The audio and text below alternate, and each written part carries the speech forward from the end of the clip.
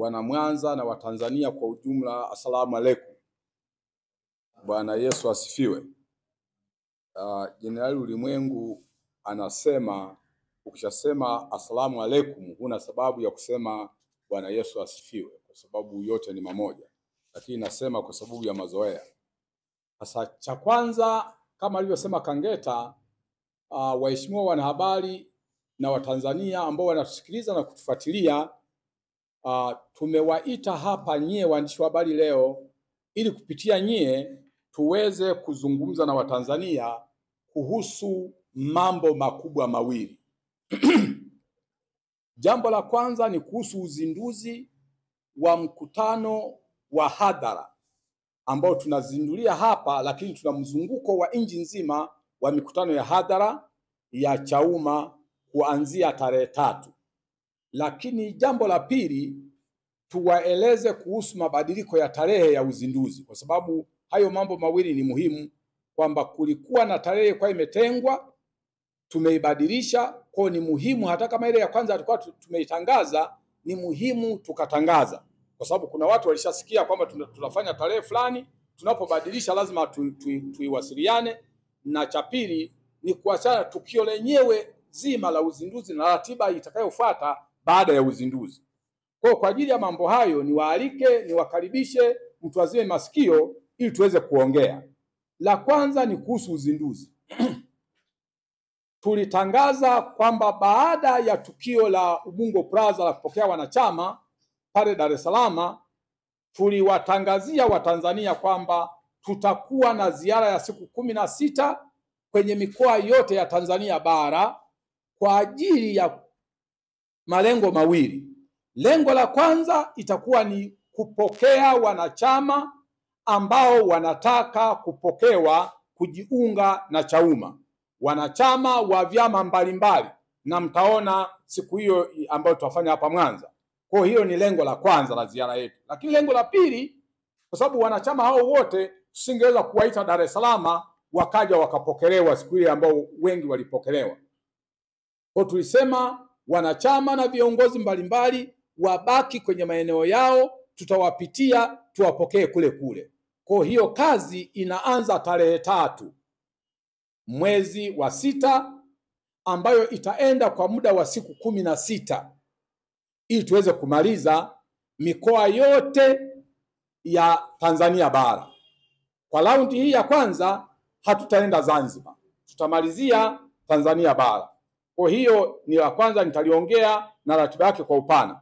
Lakini jambo la pili ni mabadiliko ya tarehe.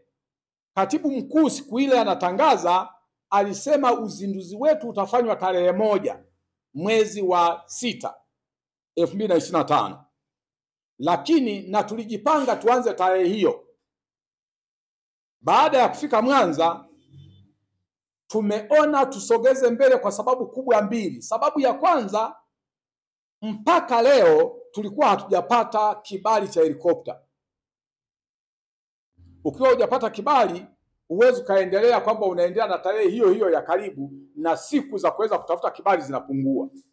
Kwa busara ya kawaida tukaona tupeleke mbele ili tuongeze juhudi ya kuweza kupata kibali, ili tuweze kufanya tarehe ambayo tutapanga, ambayo itakuwa inatekelezeka. Lakini cha pili ni upatikanaji wa viwanja.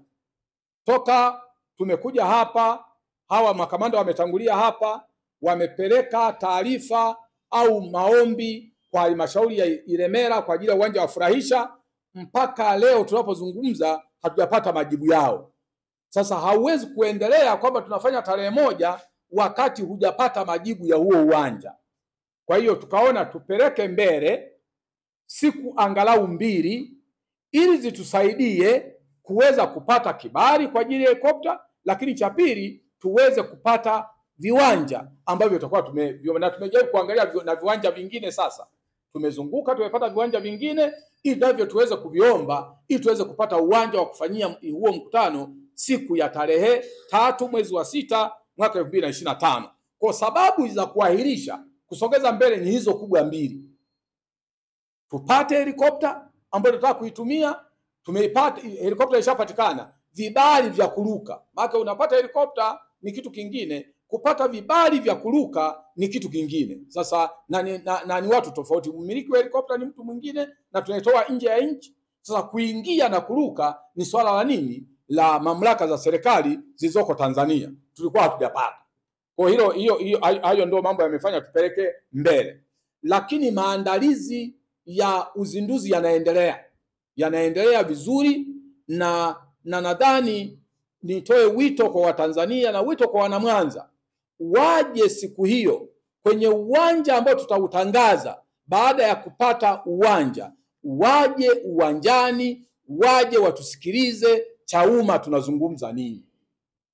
Inawezekana kabisa Chauma ni chama ambacho ajenda zake kwa umma hazifahamiki vizuri, inawezekana kabisa. Lakini siku hiyo ni siku muhimu kwa Wanamwanza na Watanzania kutusikiliza, ili waweze kujua Chauma ni chama cha namna gani na kinasimamaje na shida za Watanzania. Kwa hiyo siku hiyo tunawaalika uwanjani, uwanja utatangazwa ili tuweze kuja kufanya hiyo kazi. Sasa tukizindua tarehe 3 hapa Mwanza, ratiba yetu ikoje? Tarehe 3 mwezi wa 6 tutakuwa tuko Mwanza kwenye uwanja ambao tutautangaza baada ya kuupata. Sasa baada ya hapo, kesho yake tarehe 4 tutakuwa kwenye majimbo ya mikoa miwili. Tutakuwa kwenye majimbo ya mkoa wa Simiyu na majimbo ya mkoa wa Mara, na mkutano wa mwisho utafanyika Msoma mjini. Hiyo tarehe 4. Tarehe 4 tutakuwa kwenye majimbo ya mikoa miwili.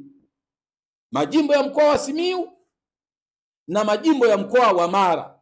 Lakini mkutano wa mwisho kabisa wa jioni utafanyika kwenye jimbo la Msoma mjini. Utakuwa mkutano wa jioni. Tarehe 5 ya mwezi wa 6 tutakuwa pia kwenye majimbo ya mikoa hiyo miwili. Mkoa wa Mara na mkoa wa Simiyu. Kwa sababu siku ya kwanza tutakuwa hatujakamilisha. Kwa hiyo tutarudi tena kwenye mikoa hiyo miwili, mkoa wa Mara na mkoa wa Simiyu. Lakini siku hiyo tutafanya mkoa wa Mara, tutafanya mkoa wa Simiyu, tutaendelea kwenda mkoa wa Manyara, tutaenda mkoa wa Dodoma na mkoa wa Singida.